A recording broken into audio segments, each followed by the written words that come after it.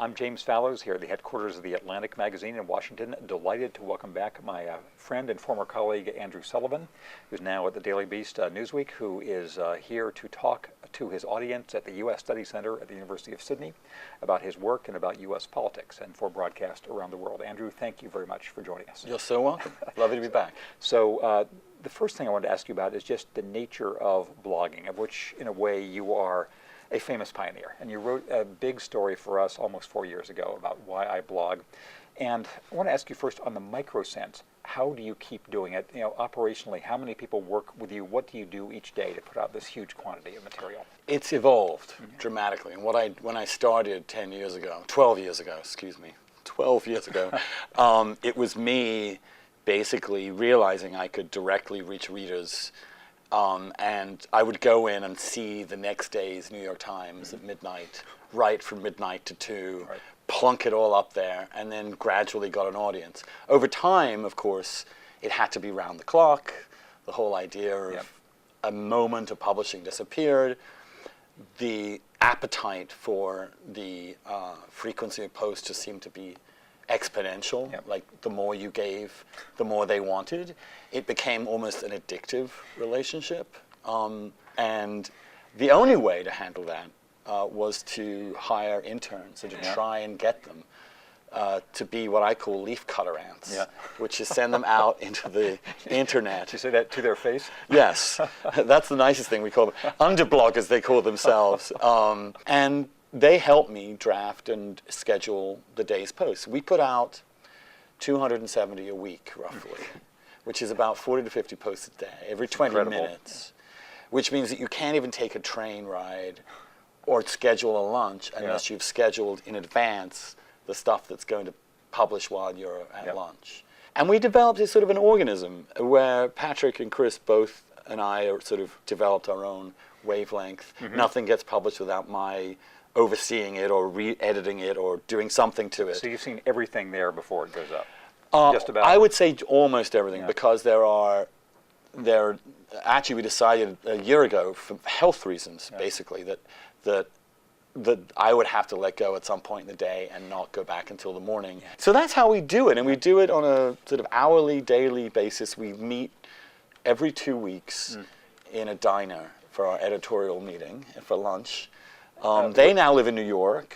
I'm here. And 2 new interns are going to go to New York. So we're totally geographically displaced, but we have this sort of telepathic communication.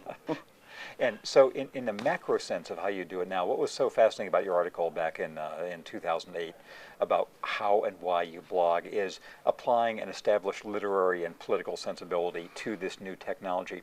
If you were doing that article now, is there anything very different you'd say, do you think?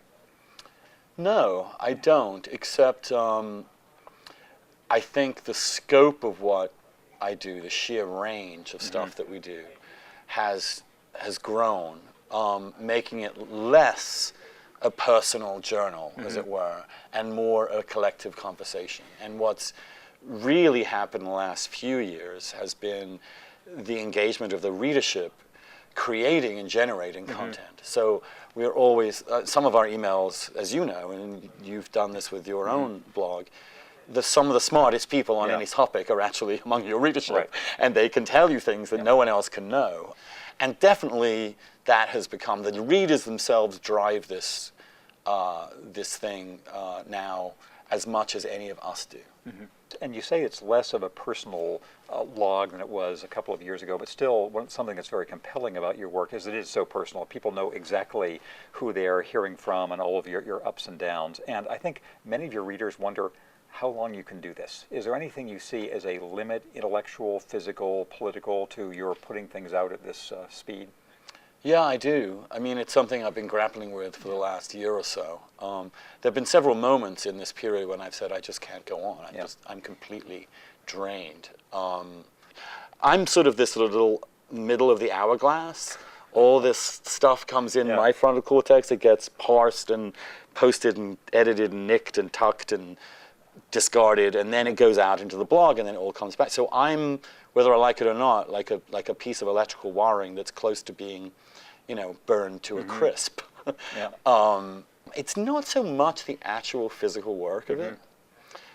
It is having to stay on top of everything out there in order to respond and have an opinion that you think is right. I mean, I know this sounds old-fashioned, but I really try and get it right. I try and get what I think is true, given all the evidence or whatever's coming in. Even if be open to new stuff. Yes, because it has to be provisional, because stories will break, and you're never off duty. Like so.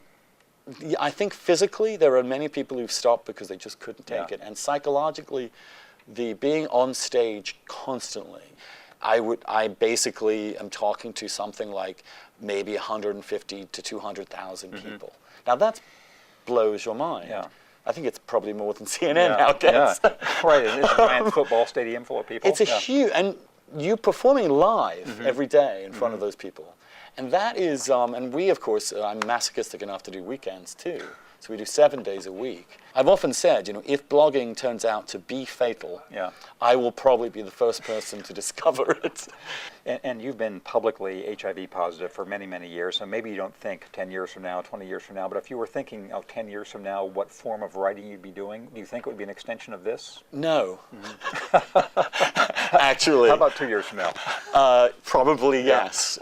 Here's the thing, Jim. I mean, you write a book, you go away, you read and think, you study, you produce a book. At most, if you're hugely successful, I don't mean like Stephen King success, I mean like a good, solid intellectual book. You're talking, if you're successful, 15 to 20,000 sales. But every day, I have, and I know they're reading it. They're not just buying it, they're reading it. I know because they're clicking on it. So either they're looking at it for pretty pictures, which is part of reading it, but how do you walk away from that audience? How do you just shut it down? And when does a blog really become your prison, as it were, from which you can never escape? I used to be just writing alone, on my own, to people. Then I sort of included other people. Now I'm more of a DJ, which remixes other people's writings, thoughts, videos, ideas, jokes. But it's leverage. You know, you can have many people pulling in the same direction. One other process question, which is how is the way you read different from 10 years ago? You know, books in particular. It's far harder.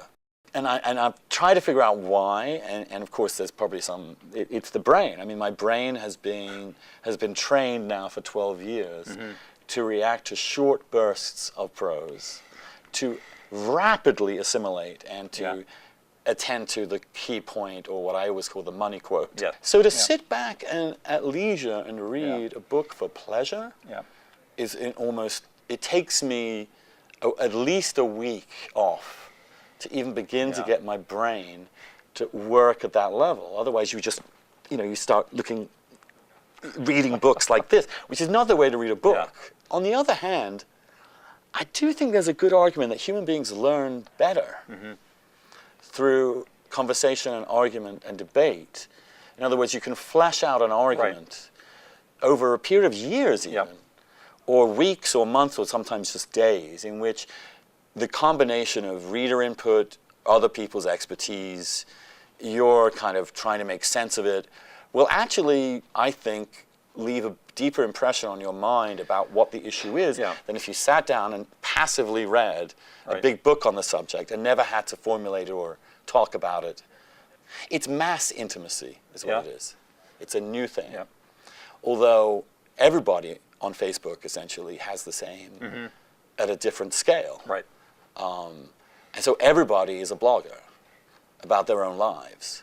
And everybody is saying to one another on Facebook, look at this is cool, or this is interesting, or this is idiotic, which is sort of roughly what I do. This is interesting, pay attention to this. And the public evolution, probably a difference in your case from most, one of many differences, is the iterative evolution of your thoughts, which most people don't bother to do on Facebook. Well, because, but when you have an audience and you are in real time and you are doing it live every day and you get something spectacularly wrong, not just empirically but morally, like the Iraq War, then you have a choice. Either do you begin to unravel your own misconceptions and try and retrace your steps and figure out what went wrong, or you just end up a complete hack, trying, for one side or the other. Yeah. And I hope that the great thing about blogging was that it would give so many people so much freedom that they would feel freer to calibrate, change their minds. But human nature being But what human it is. nature being what it is, in fact, it's been the great disappointment. Yeah. That leads to the last thing I want to ask you about. I'd like to talk to you for 10 hours, but I think this is the last thing.